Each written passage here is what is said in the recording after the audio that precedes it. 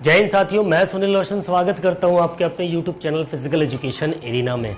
As it is हमारी youth की classes चल रही थी जिसमें हम प्रैक्टिस सेट सॉल्व कर रहे थे। जितने भी प्रीवियस ईयर के क्वेश्चंस थे उसमें हमारा स्पोर्ट्स ट्रेनिंग था।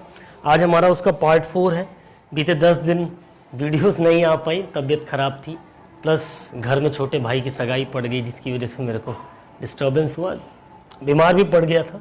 बट कोई नहीं, आपकी classes as it is regular चलेंगी, ठीक है। सो आज की क्लास स्टार्ट करते हैं। चलिए, पहला क्वेश्चन लेट नहीं करेंगे, फटाफट से। पहला क्वेश्चन आपसे क्या कह रहा है?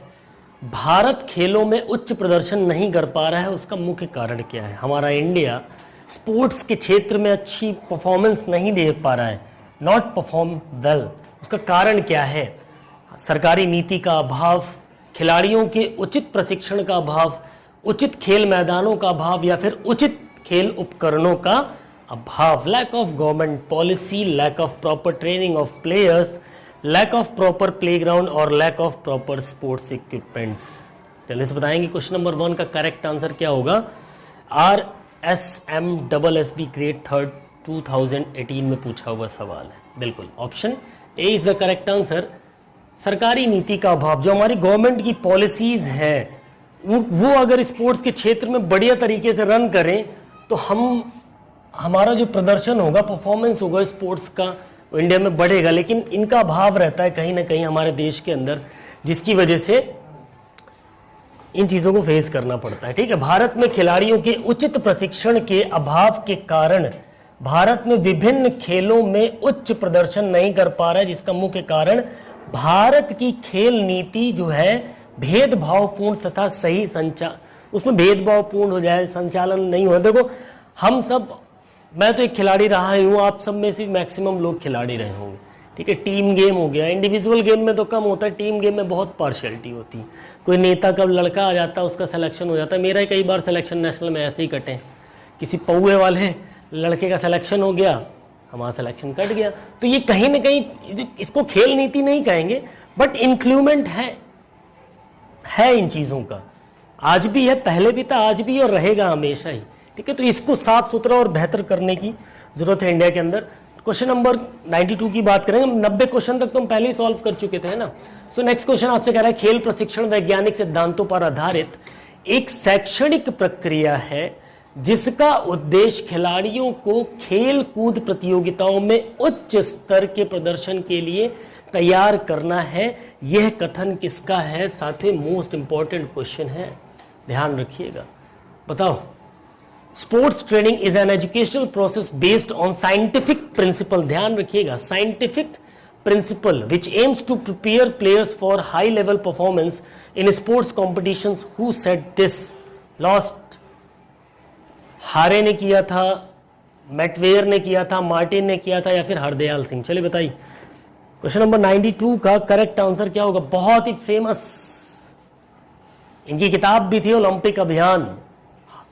कौन? Mister Hardayal Singh. Okay, hockey के खिलाड़ी थे ये। इनकी कही हुई डेफिनेशन है ये स्पोर्ट्स ट्रेनिंग के बारे में। ओके, सो हरदयाल सिंह के अनुसार खेल प्रशिक्षण क्या है? एक वैज्ञानिक सिद्धांतों, हमेशा ध्यान रखना, साइंटिफिक प्रिंसिपल्स की अगर बात कर ले आपसे किसी डेफिनेशन के अंदर, तो आप ये जानो कि वहां पर हरदयाल सिंह के साथ चले जाओगे। पर आधारित एक शैक्षणिक प्रक्रिया है जिसका उद्देश्य खिलाड़ियों को खेल कूद प्रतियोगिताओं, जितनी भी स्पोर्ट्स कंपटीशन होती है, उनके एक अच्छे हाई लेवल के परफॉर्मेंस के लिए उनको प्रिपेयर करना होता है, तैयार करना होता है। ओके, नेक्स्ट क्वेश्चन की हम बात करें।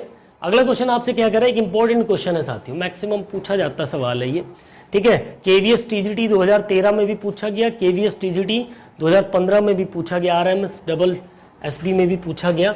सर्किट प्रशिक्षण विधि की खोज किसने की? फादर ऑफ सर्किट ट्रेनिंग की बात हो रही है। Who is the father of circuit training? Who invents circuit training? Waldemar Gerschler, Hans Reindell, EV Aken, Morgan और एंडरसन? चलो बताओ, who invented the circuit training method? Question number 93 किसने किया था? बिल्कुल, मॉर्गन और एंडरसन ने। Option D is the correct answer, ठीक है। नेक्स्ट, सर्किट ट्रेनिंग प्रशिक्षण विधि की खोज किसने की थी? मॉर्गन और एंडरसन ने की थी। कहाँ की थी? लीड्स यूनिवर्सिटी में। कहाँ की थी? लीड्स यूनिवर्सिटी में, लीड्स विश्वविद्यालय में, इसी के मॉर्गन और एमडोंसल द्वारा 1957 ईस्वी में इसका इन्वेंशन किया गया था। ओके, इस विधि में क्रियाओं को वैज्ञानिक दृष्टि से शामिल किया गया, एक साइंटिफिक प्रोसेस से, विजन से।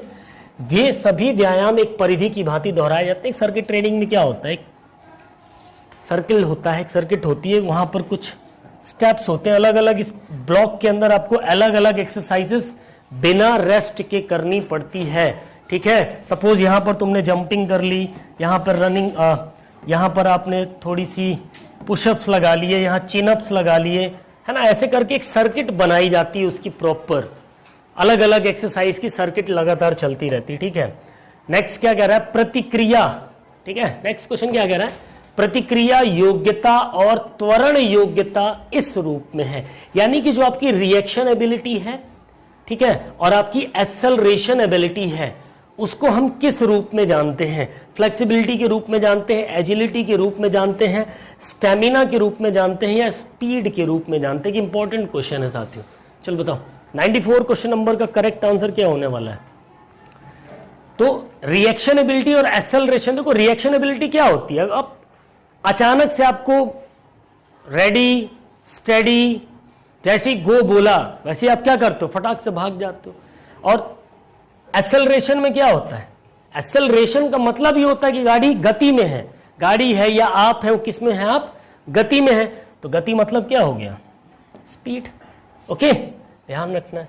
ऑप्शन डी यहां पर आपका करेक्ट आंसर हो जाने वाला है। ठीक है, नेक्स्ट क्वेश्चन की बात करूं तो उससे पहले प्रतिक्रिया योग्यता यानी रिएक्शन एबिलिटी और एक्सेलरेशन एबिलिटी, इस रूप में भी गति होती है। इन दोनों रूप में भी क्या होती है? स्पीड होती, गति होती है। वास्तव में गति शरीर के अंगों या पूर्ण शरीर को अधिकतम वेग से घुमाने की क्षमता को क्या बोलते हैं? गति बोलते हैं, स्पीड बोलते हैं।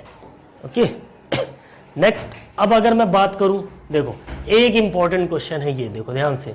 विस्तृत अंतराल विधि में तीव्रता होती है, जो आपकी वाइड इंटरवल मेथड होती है, उसकी इंटेंसिटी। ये क्वेश्चन पास्ट में भी पूछा है मैंने, पीछे जो एक दो मैंने कराए हैं टेस्ट, उसमें से भी ये क्वेश्चन आया हुआ, लेकिन कई एग्जाम में पूछा गया, वो किसी और एग्जाम में रहा होगा। ये एलटी ग्रेड 2018 में पूछा हुआ सवाल, इंपॉर्टेंट है। क्या होगा इसका सही जवाब? चलो बताओ, 95 का करेक्ट आंसर क्या हो जाएगा? बिल्कुल, कितना हो जाएगा? 60 से 80% के बीच में इसकी इंटेंसिटी होती वाइड इंटरवल मेथड का। ओके, चलो नेक्स्ट क्वेश्चन क्या कह रहा है? खेल प्रदर्शन का परिणाम है। खेल प्रदर्शन किस चीज का परिणाम है? जो आपकी स्पोर्ट्स परफॉर्मेंस है उसका रिजल्ट क्या है? क्या है रिजल्ट? ऑफ स्किल का, ऑफ हैबिचुएशन क्वालिफिकेशन का, कंप्लीट पर्सनालिटी का, या रीजनेबल एबिलिटी का? खेल प्रदर्शन जो है, स्पोर्ट्स परफॉर्मेंस जो है, वो उसका परिणाम क्या है? क्या है? क्या है? Skill, obviously of skill. Sports performance is the result of skill. जो भी आपकी खेलने की क्षमता बाहर दिखाई देती है, आप बहुत अच्छा खेलते हो, वो किसके कारण है? आपकी स्पोर्ट्स की स्किल्स के कारण होता है। ओके, जैसे मैं हॉकी में बहुत अच्छा खिलाड़ी हूं, तो मेरी स्किल उसमें कुछ अच्छी होगी ना, मेरी ड्रिबलिंग बहुत अच्छी होगी, मैं जिगजैग बहुत अच्छा करता हूँगा, या फुटबॉल खेलता हूं तो मेरी किक बड़ी तगड़ी होगी, जिसकी वजह से मेरी परफॉर्मेंस, मैंने एक तगड़ी किक मारी, फटाक से गोल हो गया। तो परफॉर्मेंस अच्छी हुई कि खराब हुई? अच्छी हुई। तो वो अच्छी किसकी वजह से हुई? हमारी उस किक की स्किल की वजह से हुई। आई बात समझ में? चलो नेक्स्ट क्वेश्चन की हम बात करें तो कौशल पूर्ण प्रदर्शन गति में करने की योग्यता है। कौशल गतियों में गति समन्वय की अधिक विकसित नियंत्रण तथा विनियम की प्रतिक्रियाओं द्वारा खेल प्रदर्शन को प्रभावित कर परिणाम की एक रूपरेखा को तैयार करता है। आपकी परफॉर्मेंस को बेस्ट और एनहांस करता है आपकी स्किल्स। नेक्स्ट क्वेश्चन क्या कह रहा है? इंपॉर्टेंट क्वेश्चन, प्रतियोगी खेलों से प्राप्त लाभ। ठीक है, बेनिफिट्स ऑफ कॉम्पिटिटिव स्पोर्ट्स। जितने भी कॉम्पिटिटिव स्पोर्ट्स होते हैं, प्रतियोगिताएं होती हैं, उनके जो खेल होते हैं, उनसे फायदे क्या होते हैं? खिलाड़ियों के खेल प्रदर्शन को जानने में सहायक होते हैं, खिलाड़ियों की कमजोरी को जानने में सहायक होते हैं, है? खिलाड़ियों के तकनीकी कौशल के विकास में सहायक होते हैं। ठीक है, यह सारे के सारे और खिसक जा नहीं फिर पिटेगी, अभी खटर पटर मचा रखी तब से। एक तो ऐसे ही मेरी तबीयत नहीं सही है। ठीक है, तो जो भी प्रतियोगी खेल होते हैं, कॉम्पिटेटिव स्पोर्ट्स होते हैं, उनसे बेनिफिट क्या होते हैं, चलो बताओ। खिलाड़ियों के खेल प्रदर्शन को जानने में सहायक होते हैं, बिल्कुल। इसे पता, जब भी आप किसी प्रतियोगिता में भाग लेते हो तो क्या पता चलता है कि उसका खेल अच्छा है या बुरा है, इंप्रूव हो रहा है कि नहीं, तो पहला तो सही होगा। खिलाड़ियों की कमजोरी जानने में भी सहायक होते हैं, बिल्कुल, ये भी पता चलता है। जब आप किसी का खेल देखते हो तो पता चलता है ना उसकी कमजोरी क्या है, कहां पर वीक पॉइंट है, कहां पर बॉल डाले कि आउट हो जाएगा, है ना। खिलाड़ियों के तकनीकी कौशल के विकास में भी सहायक होते हैं, यानी कि सारे के सारे क्या हैं, करेक्ट हैं। एलटी ग्रेड 2018 में पूछा हुआ सवाल है साथियों। ठीक है, नेक्स्ट क्वेश्चन आपसे कह रहा है तो अगले क्वेश्चन पे चले। अवधिकालीनता के अंतर्गत कितने काल आते हैं, यानी पीरियडाइजेशन जो होता है, क्या how many periods come under duration, periodisation की बात हो रही है। तो इस पीरियडाइजेशन की कितने होते हैं, चलो बताओ कितने होते हैं। बिल्कुल, कितने होते हैं, 3 होते हैं। कौन कौन से होते हैं, देख लो। जो 3 होते हैं वो कौन कौन से होते हैं। एक हमारा तैयारी का काल होता है, यानी कौन सा, प्रिपरेटरी फेज। कौन सा फेज, प्रिपरेटरी फेज। एक प्रतियोगिता काल होता है जिसको हम क्या बोलते हैं, कॉम्पिटिटिव फेज।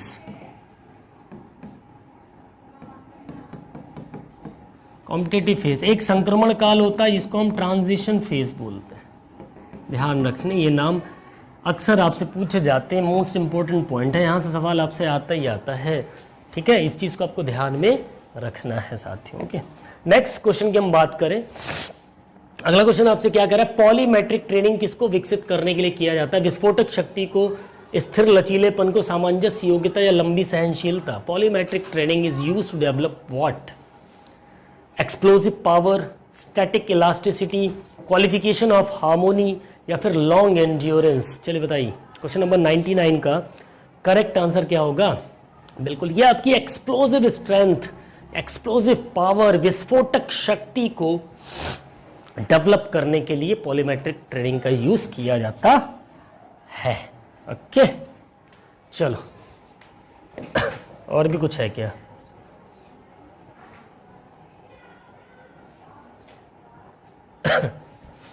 ठीक, नेक्स्ट क्वेश्चन नंबर 100 आपसे क्या कह रहा साथियों, खेल प्रशिक्षण में समयबद्धता। ठीक है, समयबद्धता यानी जो पंक्चुअलिटी है से निम्न में से कौन सा संबंधित नहीं है। जो भी आपकी स्पोर्ट्स ट्रेनिंग होती है उसमें पंक्चुअलिटी से रिलेटेड टर्म नहीं है, ये सवाल आपसे पूछ रहा है। ठीक है, माइक्रोसाइकिल, मीजोसाइकिल, माइकोसाइकिल या माइक्रोसाइकिल, मतलब जिसमें टाइम बाउंडेशन पंक्चुअलिटी ना हो। माइक्रोसाइकिल होती है, उसका एक समय निर्धारित है ना, सबसे छोटी माइक्रोसाइकिल होती है 1 हफ्ते की, 1 महीने की मीजोसाइकिल होती है और 1 साल की मैक्रोसाइकिल। तो टाइम बद्धता है ना, समय बद्धता है उसमें, लेकिन माइक्रोसाइकिल कोई साइकिल होती ही नहीं है। तो आंसर सी यहां पर आपका करेक्ट हो जाएगा, ऑप्शन सी। ठीक है, नहीं पूछा है ना। ओके, ये देखो माइक्रोसाइकिल आपकी 2 महीने से लेके 12 महीने, ये 1 ईयर होती है, सबसे लॉन्ग ड्यूरेशन होती है। ठीक है, 3 से 6 सप्ताह की अवधि में आपकी मीजोसाइकिल होती है, इसको मीडियम फेज में भी बोला जाता है। 5 से 12 दिन या 1 हफ्ते से 10 दिन के बीच में होती है, इसको आप माइक्रोसाइकिल भी बोल सकते हो। ठीक है, फिर मायोसाइकिल प्रतियोगिता प्रदर्शन से संबंधित नहीं है, इसलिए ऑप्शन सी आपका वहां पर सही हो गया था। नाउ नेक्स्ट क्वेश्चन, विजिबल है, ओके, काम कर रहा है। ठीक है, क्या कर रहा है, मैच ऑफ द फॉलोइंग, ऐसे क्वेश्चन आपको देखने को मिलेंगे। ठीक है, अभी आगे क्वेश्चन और अच्छे बेहतर हो जाएंगे, 7-8 क्वेश्चन अच्छे आने वाले हैं। ठीक है, इसलिए वीडियो में लास्ट तक बने रहो। तो सूची 1 को सूची 2 से मिलान करना है, मैच करना है। निर्बलता दूर करना, स्वास्थ्य लाभ तथा विश्राम, पिछले प्रशिक्षण की अवस्था को पुनः प्राप्त करना। देख लीजिए क्वेश्चन को अच्छे से, फटाक से कमेंट में बताइए क्या होगा इसका आंसर। 101 का 101 का क्या होगा, निर्बलता दूर करना, स्वास्थ्य लाभ तथा विश्राम, मध्यवर्ती मध्य चक्र में होगा ये आपका। ठीक है, फर्स्ट का आपका क्या हो जाएगा, 3rd हो जाएगा। ओके, ठीक है, फिर क्या कह रहा है, पिछले प्रशिक्षण की अवस्था को पुनः प्राप्त करने के लिए जो लक्ष्य प्राप्त करता है, आरंभिक मध्य चक्र, इसका आपका हो जाएगा चौथा। तीसरे का आपका हो जाएगा सर्वोच्च फॉर्म प्राप्त करने के लिए लक्ष्य को प्राप्त करता है, पूर्व प्रतियोगिता मध्य चक्र, और एक आपका बच गया दूसरा। ठीक है, ऑप्शन ए यहाँ पर आपका करेक्ट आंसर हो जाएगा। ठीक है, देख लो करेक्ट आंसर क्या होगा। निर्बलता दूर करना ये आपके मध्यवर्ती मध्य चक्र में आता है। पिछले प्रशिक्षण की अवस्था को पुनः प्राप्त करने का लक्ष्य जो होता है वो आरंभिक मध्य चक्र में आता है। सर्वोच्च फॉर्म को प्राप्त करने का जो लक्ष्य होगा वो आपका पूर्व प्रतियोगिता मध्य चक्र में आएगा। चयनित गति क्षमताओं और कौशलों का जो विकास होगा वो बुनियादी मध्य चक्र में आएगा। ओके, चलो next question, again match of the following. ठीक है, जीवन शैली, असंतोषप्रद नौकरी, प्रशिक्षण में प्रमुख त्रुटियां, कायिक कार्यात्मक लक्षण। चलो मिलाओ। लाइफस्टाइल, जीवन शैली से मिलाकर कौन सा हो रहा है इसमें से? एक ही प्रकार के प्रशिक्षण साधनों का अत्यधिक बार प्रयोग करना या बार बार वृद्धि वजन। तो जीवन शैली का इससे क्या होगा? नाड़ी स्पंदन की पर्यावरण, बार बार वजन वृद्धि। 102 का क्या होगा सही जवाब? फटाक से बताएंगे सभी। जीवन शैली बार बार वजन वृद्धि। अगर आपका लाइफस्टाइल गड़बड़ है, इधर का उधर उधर का उधर है, खाना पीना ढंग से नहीं कर रहे हो, ढंग से सो नहीं रहे हो, पढ़ाया जाते हो तो लेटे रहते हो, सोते रहते हो, तो क्या होगा? बार बार वेट बढ़ेगा आपका, है ना। ऐसे झुक के बैठोगे तो भी वेट बढ़ जाएगा, सीधे बैठो। ठीक है, तो जीवन शैली डिस्टर्ब होगी तो आपका वजन क्या होगा? बार बार बढ़ेगा। ठीक है, असंतोषप्रद नौकरी, नौकरी से खुश नहीं है, क्या होगा? नाड़ी स्पंदन की धीमी गति से सामान्य होना। पर्यावरण, यानी जहां आप नौकरी कर रहे हैं वहां का जो एनवायरनमेंट है, वहां का जो माहौल है वो कैसा है? मजेदार नहीं है, इसलिए आपका नौकरी करने में क्या है? मजा नहीं आ रहा। प्रशिक्षण में प्रमुख त्रुटियां, क्या होगा? जब एक ही प्रकार के प्रशिक्षण साधनों का बार बार यूज करेंगे तो क्या होगा? प्रशिक्षण में त्रुटियां क्लियर होंगी। ठीक है, कायिक कार्यात्मक लक्षण जो होगा तो ये आपका क्या हो जाएगा? नाड़ी स्पंदन की धीमी गति। ऑप्शन सी यहां पर आपका करेक्ट आंसर हो जाएगा। ओके, चलो नेक्स्ट। वही चीज है, जीवन शैली अगर आपकी गड़बड़ होगी तो क्या होगा? बार बार आपका वेट बढ़ेगा। नौकरी से आप खुश नहीं है तो आप वहां का एनवायरनमेंट आपका गड़बड़ है। प्रशिक्षण में जो प्रमुख त्रुटियां होंगी, एक ही प्रकार के बार बार प्रशिक्षण अत्यधिक बार प्रयोग कर दो उनके साधनों का तो हो जाएगा। कायिक कार्यात्मक लक्षण जो है, नाड़ी स्पंदन की धीमी गति से सामान्य हो जाना हो जाता है। ठीक है, अगला अगेन एक important question, match of the following. ठीक है, so ATP plus PC lactic acid, ATP plus PC electric परिवहन, ऑक्सीडेटिव फॉस्फोराइलेशन। चलिए बताइए एटीपी का इसमें करेक्ट क्या होगा? Adenosine triphosphate. एटीपी का मतलब होता है एडेनोसिन ट्राइफॉस्फेट। चलो 103 क्वेश्चन का करेक्ट आंसर क्या होगा बताओ? एटीपी बिल्कुल एनर्जी तो देता है आपको, फोर्स पावर, बल शक्ति।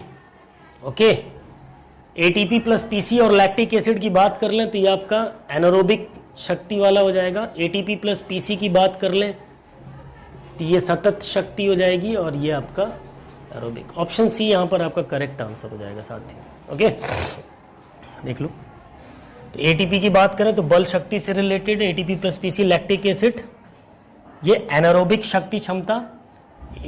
एटीपी पीसी आपका सतत शक्ति। इलेक्ट्रॉन परिवहन की बात करें तो एरोबिक क्षमता हो जाएगी। ठीक है, ऑप्शन सी आपका सही हो जाएगा वहां पर। Next question again match of the following. खिलाड़ियों की सूची दी हुई है एक साइड पे, खिलाड़ी से रिलेटेड। ठीक है,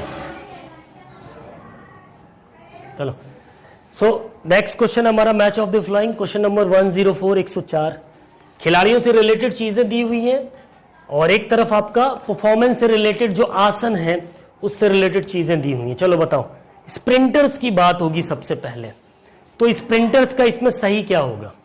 अगर स्प्रिंटर्स किसको बोलते हैं? जो बहुत तेज दौड़ते हैं, बहुत तेज भागते हैं। देखते हैं। ठीक है, स्प्रिंटर्स की बात हो रही थी इस क्वेश्चन को, देखो 104 को स्प्रिंटर्स की बात हो रही थी। स्प्रिंटर्स का मतलब क्या होता है? जो बहुत तेज भागते हैं, 100 मीटर की जो दौड़ होती है साए से जाना गोली की तरह, उन्हीं को हम स्प्रिंटर्स बोलते हैं। ठीक है, तो स्प्रिंटर्स में इसमें क्या होगा? एंटीरियर पेल्विक टिल्ट और लॉर्डोसिस, ये सब बीमार, ये सब क्या है? ये डिसऑर्डर्स हैं। ठीक है, शरीर में जो विकृतियां होती हैं, जैसे कुबड़ापन हो गया, ऐसे निकला रहता है ना बहुत से लोगों की, स्कोलियोसिस हो गया, आपकी रीढ़ की हड्डी टेढ़ी हो जाती है ना, तो उससे रिलेटेड डिसऑर्डर्स हैं वहाँ पर आपको बताने हैं। ठीक है जा भैया जल्दी से। तो स्प्रिंटर्स में इसमें कौन सी डिफॉर्मिटी रिलेट करेगी? चलो बताओ, कौन सी डिफॉर्मिटी रिलेट करेगी स्प्रिंटर से? तो स्प्रिंटर किससे? Anterior pelvic tilt protruding buttocks. ठीक है, एक आपका तीसरा वाला हो जाएगा। फिर महिला जिम्नास्ट, जो जिम्नास्टिक की वुमेन प्लेयर होती हैं, उनकी अगर हम बात करें तो ये एंटीरियर पेल्विक टिल्ट और लॉर्डोसिस से रिलेटेड हो जाता है। रैकेट स्पोर्ट्स, यानी ऐसे खेल जिसमें रैकेट का इस्तेमाल होता है, जैसे बैडमिंटन, टेनिस, है ना, तो इससे रिलेट अगर हम करेंगे तो ये क्या हो जाएगा आपका? इन्वर्टेड फीड में हो जाएगा। ओके, और फर्स्ट वाले का आपका क्या हो जाएगा? सेकंड कहाँ गया? ये राउंड बैक डिफॉर्मिटी होती है। ठीक है, ऑप्शन सी यहाँ पर भी करेक्ट हो जाएगा। ओके यहाँ पर अगर आप देखोगे तो अगला क्वेश्चन आ जाता है। ठीक है, ठीक है, तो ऑप्शन सी यहाँ पर आपका करेक्ट आंसर हो जाएगा। ध्यान रखना इस चीज़ का, इंपॉर्टेंट क्वेश्चन है। अगला क्वेश्चन नंबर 105, 105वां क्वेश्चन आपसे क्या कह रहा है? देखो, अब आ जाते हैं हम असर्शन और रीजन बेस्ड क्वेश्चन पे। ठीक है, 6 क्वेश्चन हमारे असर्शन और रीजन बेस्ड चलेंगे। नीचे दिए गए कथन है, एक का अभिकथन है, दूसरे का उसका तर्क है। तो असर्शन क्या कह रहा है? मोटर क्षमता या कौशल में जितनी स्थिर वृद्धि होगी, इसके गिरावट की गति उतनी ही धीमी होगी प्रशिक्षण के अभाव में, यानी लैक ऑफ ट्रेनिंग में अगर हम बात करें। ठीक है, और उसका तर्क क्या दिया जा रहा है भाई? कि प्रशिक्षण के दीर्घ अंतराल और परिवर्ती अवधियां मोटर क्षमता या कौशल में धीमी गिरावट के लिए लाभकारी सिद्ध हुई है। चलो बताओ, ऑप्शंस आपके सामने हैं, क्वेश्चन आपके सामने है, दिमाग लगाओ, क्या होगा इसका सही जवाब?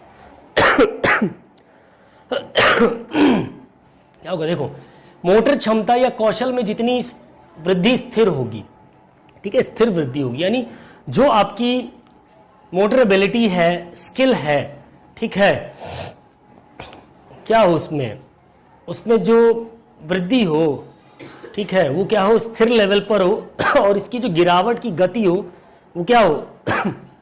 फ्लो होती चली जाए। तो ऐसी तो सही बात है कि अगर आपकी मोटर कौशल में वृद्धि स्थिर होगी तो आपका जो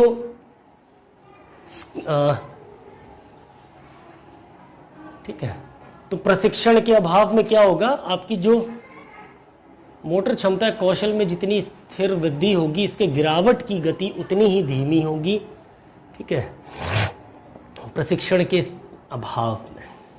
ठीक है, जो ट्रेनिंग मतलब जो मोटर क्षमता होगी आपकी, ठीक है, और आपकी जो स्किल्स होंगी, उसकी मोटर क्षमता या आपकी स्किल्स होंगी, उसमें जब आपकी इम्प्रूवमेंट कराई जाए एक स्थिर लेवल पर, तो क्या होगा?